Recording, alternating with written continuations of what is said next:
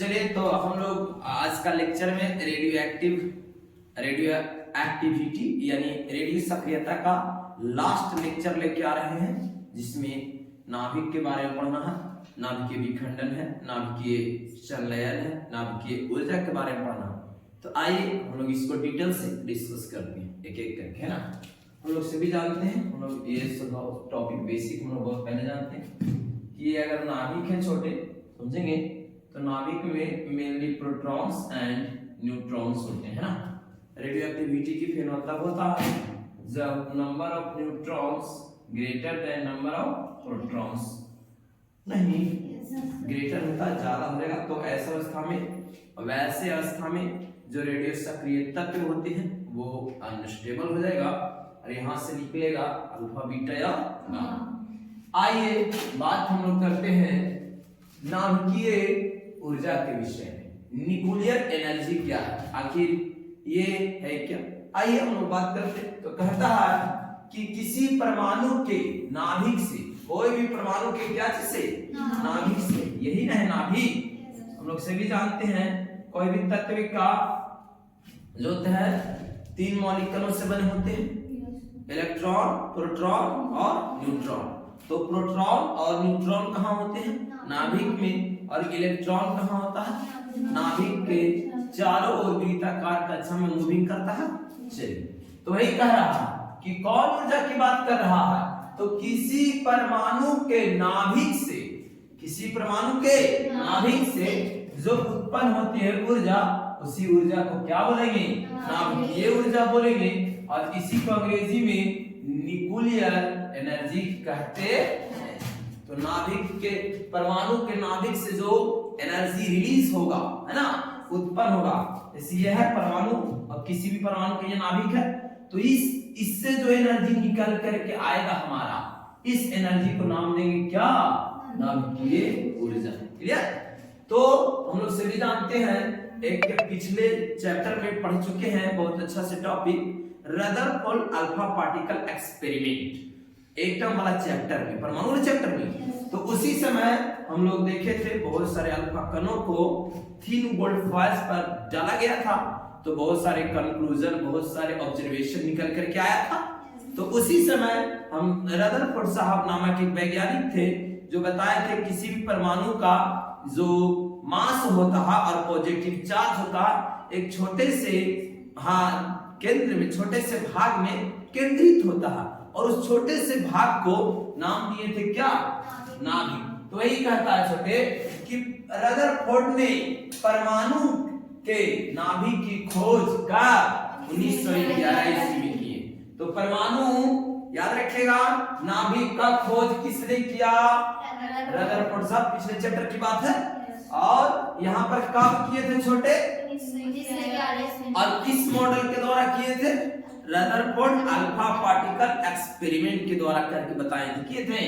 चलिए तो आइए कुछ और जानते हैं कि कब ऊर्जा का अवशोषण होता है और कब ऊर्जा का उत्सर्जन होता है, इसकी बात करते हैं। यानी कब ये ऊर्जा रिलीज करेगा और कब ये ऊर्जा लेगा, है ना, यानी देगा कब और लेगा कब, इसकी बात कर लेते हैं हम लोग। ठीक, तो इसमें आई कहता है क्या छोटे कि नाभिकीय अभिक्रिया में परमाणुओं के नाभिक भाग लेते हैं। बिल्कुल, जितने भी न्यूक्लियर रिएक्शन होते हैं, कौन रिएक्शन?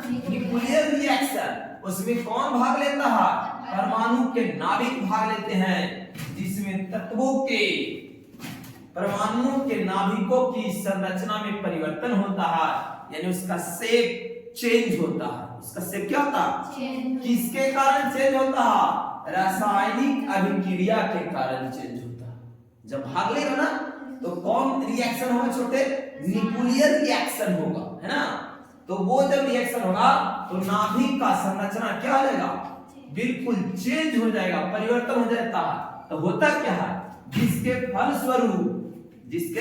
फलस्वरूप नए परमाणु या नए कण बनते हैं और साथ में कौची ऊर्जा का विशाल मात्रा उत्सर्जित होती है। समझ रहे हैं ना? और इसी ऊर्जा जो निकल के आ रहा है रिएक्शन के दौरान, इसी ऊर्जा को कहेंगे नाभिकीय ऊर्जा। ये डिटेल से हो गया। इसकी परिभाषा है ना। तो हम दूसरे शब्दों में भी लिख सकते हैं। ये दूसरे शब्दों में आया हमारा, क्या दूसरे शब्दों में निकल करके आया बच्चों? बिल्कुल, नाभिकीय ऊर्जा किसे कहते हैं, है ना, दूसरे शब्दों में। तो कैसे कैसे बात किए, कोई भी रहेगा नाभिक, परमाणु का नाभिक, और नाभिक भाग लेगा और कुछ करेगा, भाग लेकर के बताओ नाभिकीय रिएक्शन होगा, अभिक्रिया होगा। और जैसी रिएक्शन होगा तो परमाणु के नाभिक के जो संरचना है, कंस्ट्रक्शन ऑफ न्यूक्लियस, वो क्या कर जाएगा? चेंज कर जाएगा। और जब चेंज करेगा तो इसी के फलस्वरूप जो नया परमाणु के कण है उसी के साथ कैसा ऊर्जा, ऊर्जा की विशाल मात्रा, large amount of energy release करता है, उत्सर्जित होता है। और ये जो ऊर्जा निकल करके आया रिएक्शन से, वो ऊर्जा क्या कहलाएगा? नाभिकीय ऊर्जा। समझे? आइए तो यहां से हम लोग 2 पॉइंट बात करते हैं। कहता है नाभिकीय अभिक्रियाएं मुख्यतः कितने प्रकार की होती है? 2 प्रकार के। जो हम मेन टॉपिक की बात कर रहे थे ना कि आपको न्यूक्लियर फिजन और न्यूक्लियर फ्यूजन पढ़ाएंगे, दोनों में थोड़ा सा का फासला। ये फिजन, ये फ्यूजन, है ना, बस थोड़ा सा का फासला। फिजन का मतलब होता है विखंडन, मतलब एगो बड़ा रहेगा और छोटा छोटा में टूटेगा। और नाभिकीय संलयन का मतलब है छोटका छोटका मिल के बड़ा बनेगा, तो वो कहलाएगा आपका क्या? नाभिकीय संलयन। आइए दोनों को एग्जांपल के साथ डिटेल से डिस्कस करते हैं। क्लियर? चलिए तो बताइए नाभिकीय रिएक्शन कितने प्रकार के? 2 प्रकार के। पहला नाभिकीय विखंडन और दूसरा नाभिकीय संलयन। क्लियर? तो इसको रोक दीजिए, हल्का सा खाली टिपिएगा, रोके। इतना जोर से मारा है कि बेचारा के हिला दे। हाँ, ऊपर में मारल करा। ठीक, चलिए देखिए छोटे, अब हम लोग नाभिकीय रिएक्शन के प्रकार के? 2 प्रकार के, नाभिकीय संलयन और नाभिकीय विखंडन। आइए बात करते हैं हम लोग नाभिकीय संलयन का। देखिए ये नाभिकीय संलयन जिसको हम लोग न्यूक्लियर फ्यूजन कहते हैं। क्या कहते हैं? हाँ, न्यूक्लियर फ्यूजन कहते हैं। ध्यान दीजिएगा, न्यूक्लियर फ्यूजन कहते हैं। आखिर न्यूक्लियर फ्यूजन है क्या? देखिए हम आपको बताते हैं। देखिए ये आपका एक छोटा सा न्यूक्लियस है, समझिएगा, और ये एक छोटा सा न्यूक्लियस, 2 न्यूक्लियस है, और ये दोनों न्यूक्लियस कंबाइन होकर के यानी रिएक्शन करके एक बड़ा न्यूक्लियस बन गया।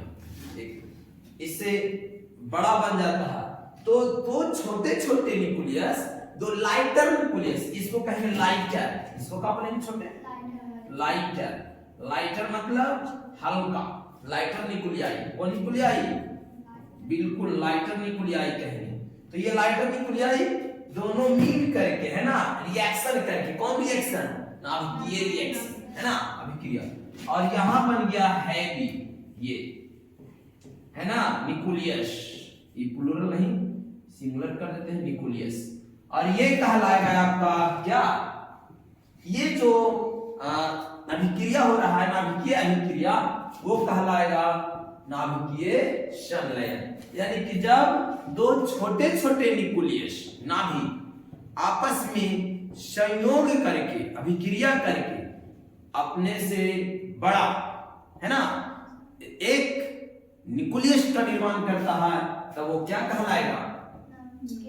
हाँ, वो लाइटर न्यूक्लियाई, लाइटर मतलब हल्का होता है ना, मिलकर एक नाभिक का निर्माण करता है। देखिए दोनों मिल करके एक नाभिक बना लिया। यस, नाभिक का निर्माण करता है, तो यह प्रक्रिया नाभिकीय संलयन कहलाती है। तो एकदम सिंपल परिभाषा, 2 को नाभिक मिल करके, 2 को बिल्कुल हल्का हल्का नाभिक मिल करके एक नाभिक निर्माण करेगा, तो ये जो प्रक्रिया हुआ 2 मिलके एगो बन गया, इसी को क्या कहेंगे बताइए? नाभिकीय संलयन कहते हैं। और इस प्रक्रिया में जो है ऊर्जा का एक विशाल मात्रा मुक्त होती है। ये बताए ना, जिसको हम लोग नाभिकीय ऊर्जा कहते हैं। कौन ऊर्जा? बिल्कुल। तो परिवर्तन हुआ, नहीं बोले थे कि जब जो है नाभिक में परिवर्तन होता, तो परिवर्तन हुआ कि नहीं? एक वो था और दोनों मिल, दो को था और एक हो गया मिल करके, तो परिवर्तन हुआ ना। जब यही परिवर्तन होगा तब बोले थे कि ऊर्जा का कैसा एक विशाल मात्रा मुक्त होती है। चलिए बहुत अच्छा। और आगे हम लोग बात करते हैं, ये घटना कहां पर होती है पता है? यह जो घटना होता है, हमें दिन में सूर्य की रोशनी पृथ्वी पर आता है, बिल्कुल सूर्य जो हमें रोशनी देती है, वह किसके कारण? नाभिकीय संलयन के कारण। आसपास में हाइड्रोजन होता है छोटे, अरे सारा हाइड्रोजन मिल करके हीलियम बनाता है। क्या बनाता? हीलियम बनाता। और इसलिए इस नाभिकीय संलयन को हाइड्रोजन बम भी कहते हैं। कौन बम? बिल्कुल, इसको हम लोग हाइड्रोजन बम कह दिए। हाइड्रोजन बम क्यों कह दिए?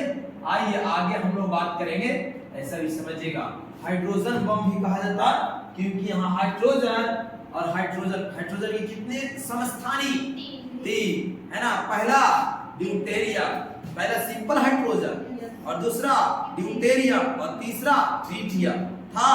और यही हाइड्रोजन के जो समस्थानिक होते हैं आपस में मिलकर के हीलियम बनाएगा।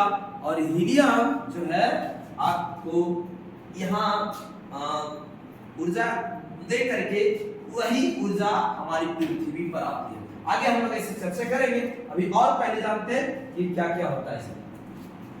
कहता है नाभिकीय संलयन अभिक्रिया प्रारंभ करने के लिए, ध्यान दीजिएगा, नाभिकीय संलयन अभिक्रिया प्रारंभ करने के लिए हजारों डिग्री सेल्सियस, कितना डिग्री?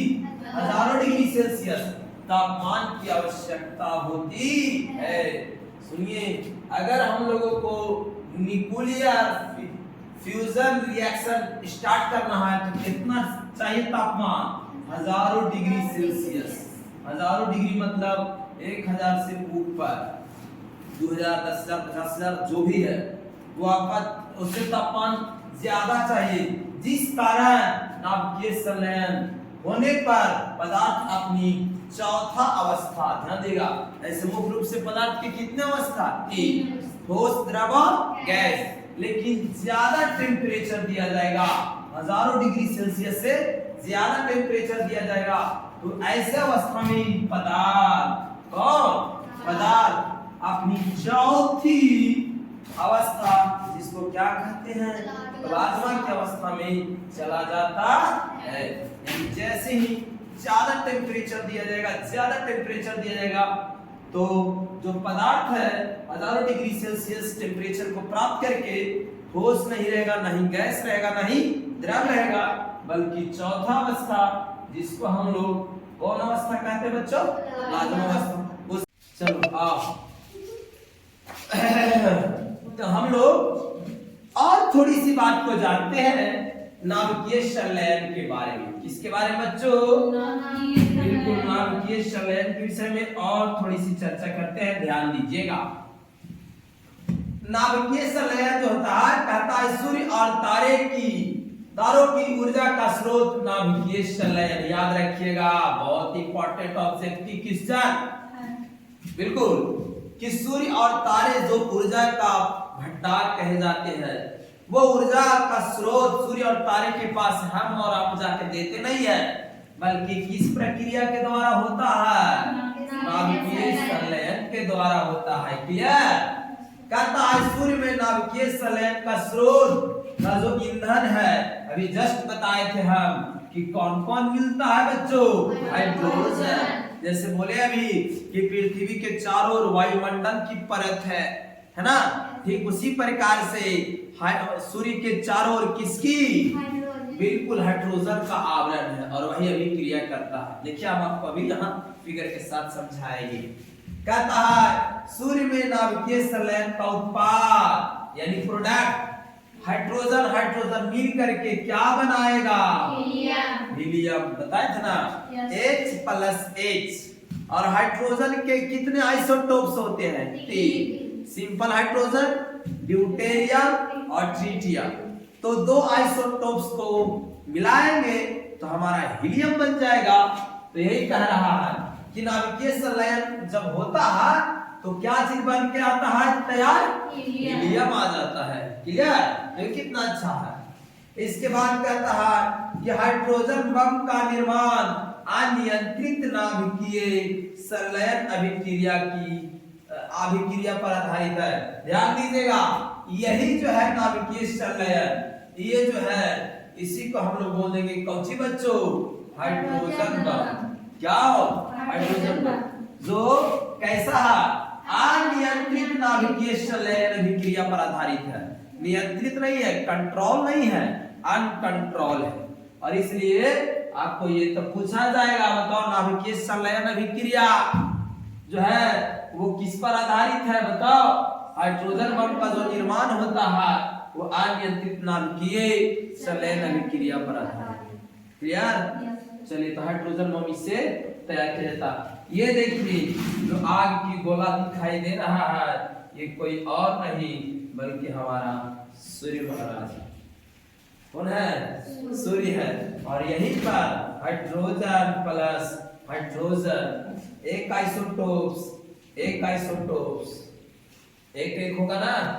और यहाँ से ऐसे यूज कर लेंगे हम लोग, यहाँ से दूसरा दो का यूज कर लेते हैं, दो को यूज कर लेते हैं आइसोटोप्स के कारण ड्यूटेरियम। और यहीं पर बनाएगा हम लोगों को रिएक्ट करके He4 और यहाँ क्या 2 है ना। चलिए तो यही कहता है कि बताओ इसमें ईंधन के रूप में कौन होता है, और प्रोडक्ट के रूप में हीलियम। यही और ये एक बार में कितना एनर्जी बोले, 24 मेगा इलेक्ट्रॉन वोल्ट। सोच के देखिए, और ऐसे अभिक्रिया हमेशा होते रहेगा तो ये ऊर्जा बताइए पृथ्वी तक आएगा कि नहीं, बिल्कुल आएगा। तो आज के बाद याद रखिएगा। क्लियर, आगे देखिए हाइड्रोजन बम, देख लीजिए फिगर, देख के डर मत जाइएगा, बहुत हैवी है। पर में हिरोशिमा और नागासाकी पर गिरा है, उसका दुनिया आज भी याद रखती है कि कितना विनाशक था, जब दिन में ही अंधेरा हो गया था, पूरा आंखों के सामने पता नहीं चल रहा, इतना चकाचौंध हो गया था। और देखते ही देखते लाखों आदमी, करोड़ों आदमी काल के गाल में समा गए। वहां का इसका जो रेडिएशन है आज भी है, हिरोशिमा और नागासाकी जहां पर बम जो है गिराया गया, तो वहां उसका रेडिएशन आज भी है।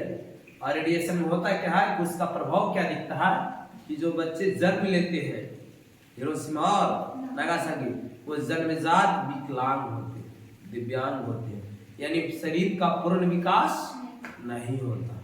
समझ गए ना। तो कहा जाता है कि साइंस एक ओर विकास कर रहा है तो दूसरा ओर उसका गलत इस्तेमाल विनाश भी कर रहा है। आज दुनिया में, और सोचो आज से लगभग 80 साल पहले की बात, 1945 और 44 में हुआ था ये सब घटना, ठीक। और आज चल रहा है 2005, 2025 चल रहा है। छोटे सोच के देखो, आज से 80 साल पहले इतना जो था एटम बम खतरनाक था, आज के जमाना में सोच के देखो एक ऐसा मिसाइल बना हुआ, ऐसा एटम बम तैयार किए हुए देश कि पूरा दुनिया कहा जाए तो बारूद के ढेर पर बैठा हुआ। किस पर, बारूद के ढेर पर बैठा हुआ, जब चाहे तब ये दुनिया विनाश करता है। और सिर्फ किस लिए इतना बना कर रखा है, हम किसी दूसरे से कम है क्या, नहीं समझे। कोई भी चाहेगा कि युद्ध में हम हारे नहीं, तो युद्ध में कौन नहीं हारेगा, जिसके पास हथियार की कोई कमी नहीं है। बात समझ में आ रहा है ना। और ऐसे ऐसे करके हर एक देश हथियारों को बनाने में, परमाणु बम को बनाने में खूब ध्यान देते हैं। तो प्रकृति किसी को नहीं छोड़ता है ना, प्रकृति किसी को नहीं छोड़ता।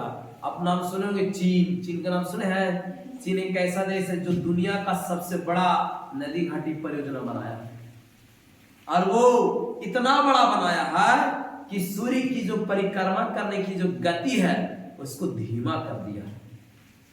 सोचो तो, इतना बड़ा बनाया है। आखिर पृथ्वी क्या होता है कि बैलेंस से घूमते रहता, अब एक जगह ज्यादा बड़ा बांध बना देगा तो बांध में क्या होता है कि सारा का सारा जल का जो स्टोरेज है वो रोक लिया जाता है, जल का प्रवाह होने नहीं दिया जाता। अब बताओ, जो जल प्रवाह हो रहा था, बैलेंस बना हुआ था अर्थ का, अब एक जगह स्टॉपेज करके उसको रोक लिया गया, अब एक तरफ तो खाली हो गया। अब बताइए ऐसा अवस्था में अनबैलेंस होगा कि नहीं? पृथ्वी की गति स्लो हो गई है, सुना रहा ना कैसे। तो ये देखिए आपको फिगर में देख रहा है, ये क्या है बच्चों? H बम यानी हाइड्रोजन बम है छोटे, और ये देखिए आपका इसमें डाला गया है यूरेनियम है। हाँ, और ये जो है आपका ये जो ये देख रहे हैं ना, ये हैवी हाइड्रोजन और ये लिथियम केजिंग है ना। और ये जो देख रहे हैं ना छोटे छोटे जो बिंदु दिखाई दे रहा, वो न्यूट्रॉन है। कौन है? न्यूट्रॉन, बिल्कुल। और ये जो लास्ट वाला जो परत दिखाई दे रहा, ये है यूरेनियम, है ना। और यही जो है पूरा अगर दिखाया जाए इस रूप में कवर लगा के, तो ये दिख रहा है हम लोगों को हाइड्रोजन बम। तो हाइड्रोजन बम में अगर बात किया जाए तो किसको यूज किया जाता है? बोलिए, कच्चे माल के रूप में यूरेनियम। किसको? यूरेनियम को यूज किया जाता है यार। चलिए आगे बढ़े। देखिए यहाँ पर बात किया गया है 1945 में नागासाकी जापान में गिराया गया था। हाँ, और ये देखिए क्लियर। आगे बढ़ते हैं। तो ये अभी तक हम लोग पढ़ रहे थे नाभिकीय संलयन के विषय में। तो नाभिकीय संलयन जो है वह किसको किससे ऊर्जा प्राप्त होता है छोटे? कहां पर? सूर्य और तारों की जो ऊर्जा का स्रोत है वो किसकी प्रक्रिया के द्वारा? बहुत अच्छा। और नाभिकीय संलयन में यानी सूर्य में नाभिकीय संलयन होता है, उसका ईंधन यानी स्रोत क्या है? और इसका प्रोडक्ट क्या बनाता है? हाँ, और ये जो है हाइड्रोजन बम का निर्माण किसके द्वारा? अनियंत्रित नाभिकीय संलयन क्रिया पर आधारित है। ये मुख्य रूप से पॉइंट पढ़े लोग। क्लियर? चलिए बहुत अच्छा, स्टॉप कर दीजिए उसको, लिख लीजिएगा अच्छा से, तब तक हम लोग। चलिए, तो नाभिकीय अभिक्रिया दो प्रकार के था। नाभिकीय संलयन जो हम आप लोग अच्छे से डिस्कस कर लिए, और अब पढ़ने जा रहे हैं नाभिकीय विखंडन। क्या पढ़ने जा रहे हैं छोटे? नाभिकीय विखंडन। चलिए तो आइए आज बात करते हैं हम लोग नाभिकीय विखंडन यानी कि न्यूक्लियर फिजन के बारे में। किसके बारे में? न्यूक्लियर फिजन के विषय में। क्लियर? तो आइए न्यूक्लियर फिजन किसको कहेंगे? तो देखो छोटे, यहाँ पर देखिए ये हम एक ले चुके हैं भारी यानी हैवी न्यूक्लियस। क्या ले चुके हैं बच्चों? बिल्कुल हैवी न्यूक्लियस ले चुके हैं, ध्यान दीजिएगा। यानी भारी नाभिक है। और ये जब भारी नाभिक, कौन बच्चों? भारी नाभिक टूटेगा, क्या करेगा? टूटेगा। तो टूटता है कैसे? इस पर इसको साथ न्यूट्रॉन को, एनर्जेटिक न्यूट्रॉन को रिएक्ट करवाया जाता है, तो इसको अनस्टेबल कर देता है, और 2 और मोर यानी 2 या 2 से अधिक लाइटर मतलब हल्के हल्के न्यूक्लियस में विभक्त हो जाता है। देखिए एगो हैवी वाला हाथ दूगो में बट गया बच्चों। तो इसी घटना को, इसी प्रक्रिया को हम लोग क्या कहते हैं? नाभिकीय विखंडन यानी न्यूक्लियर फिजन कहा जाता है। न्यूक्लियर। चलिए तो न्यूक्लियर फिजन क्या कहेंगे, पता चला? बिल्कुल। तो एक बात याद रखिएगा, एक भारी नाभिक लेंगे और वो टूट करके 2 या 2 से अधिक हल्के हल्के नाभिक में विभक्त हो जाएगा। तो इसी प्रक्रिया को नाभिकीय विखंडन कहते हैं। सिंपल है। तो देखिए क्या करेगी है कि जब भारी नाभिक विखंडित होकर, जब भारी नाभिक विखंडित होकर 2 हल्के नाभिकों का निर्माण करता है और साथ में ऊर्जा की एक विशाल राशि, एकदम विशाल मात्रा क्या करता है? बिल्कुल मुक्त करता है। इस प्रक्रिया को नाभिकीय विखंडन कहते, समझे? तो क्या बताएं, पता चला आप लोगों को? एक हैवी नाभिक है और ये टूटकर 2 या 2 से अधिक हल्के हल्के नाभिक में विभक्त होगा और साथ ही साथ कितना बिल्कुल एक विशाल मुक्त मतलब एक विशाल राशि मुक्त करेगा, एनर्जी रिलीज करेगा हाईली अमाउंट में, तो वो कहलाएगा, इस प्रक्रिया को हम लोग बोल देंगे नाभिकीय। कहता है परमाणु बम, देखिए मेरे यहाँ एक हाइड्रोजन बम होता है जो नाभिकीय संलयन पर आधारित था, और ये जो है ये कौन बम है? परमाणु बम, जिसको अंग्रेजी में एटम बम कहते हैं। कुछ एटम बम, हाँ अंग्रेजी में बोल देगा कभी कभी, अगर कोई भरोसा ना हो तो एटम बम, एटम माने परमाणु। तो एटम बम का निर्माण अनियंत्रित नाभिकीय विखंडन अभिक्रिया पर आधारित है। तो पूछेगा कि बताओ जो परमाणु बम है उसका निर्माण जो है किस पर आधारित है? तो बताओ किस पर? अनियंत्रित नाभिकीय विखंडन अभिक्रिया पर किया जाता है, इसी के आधार पर किया जाता है। और परमाणु बम को बनाने में सबसे मेन इंपॉर्टेंट रोल निभाता है यूरेनियम। कौन बच्चों? यूरेनियम। यूरेनियम। और ये जो है प्लूटोनियम है। कौन है बच्चों? प्लूटोनियम, टोनियम और है प्लूटोनियम की आवश्यकता होती है। तो सबसे ज्यादा विश्व स्तर पर जो ब्लैकमेल किया जा रहा है रेडियो एक्टिव सब्सटेंस यूरेनियम, सब देश के पास नहीं है यूरेनियम। ये खनिज है एक प्रकार का, क्या छोटे खनिज, और इसी खनिज से आपका परमाणु बम बनता है। और नहीं तो दूसरा विकल्प है कौन? प्लूटोनियम, है ना, इसी से बनाया जाता है। कहता है छोटे, कहता है मैनहट्टन प्रोजेक्ट दुनिया का पहला परमाणु बम बनाने का मिशन था। 1942 में रॉबर्ट ओपेनहाइमर को मैनहट्टन प्रोजेक्ट का प्रमुख बनाया गया। ये व्यक्ति था, ये रॉबर्ट ओपेनहाइमर, देख रहे हैं ना ये, और ये संस्था था, प्रोजेक्ट था ये, हाँ ये प्रोजेक्ट, और ये वैज्ञानिक का नाम है रॉबर्ट ओपेनहाइमर। सबसे पहला परमाणु बम दिया गया था बनाने के लिए इनको। कब दिया गया था? 1942 ईस्वी में दिया गया था। कब? 1942 ईस्वी। चलिए, तो ये था आपका नाभिकीय विखंडन। नाभिकीय विखंडन, तो नाभिकीय विखंडन में क्या होता है छोटे? तो नाभिकीय विखंडन में एक किसका अभी हम लोग यहीं पर लिख देते हैं, क्या लिख देते हैं अभिक्रिया कैसे कैसे करता है इसे। चलो आप थोड़ा सा समझते हैं, यहीं पर लिखते हैं, ठीक, कहीं जगह नहीं लिख दीजिए। चलिए, तो हम यूरेनियम लेते हैं। कौन? यूरेनियम, समझिएगा, थोड़ा देख लेते हैं।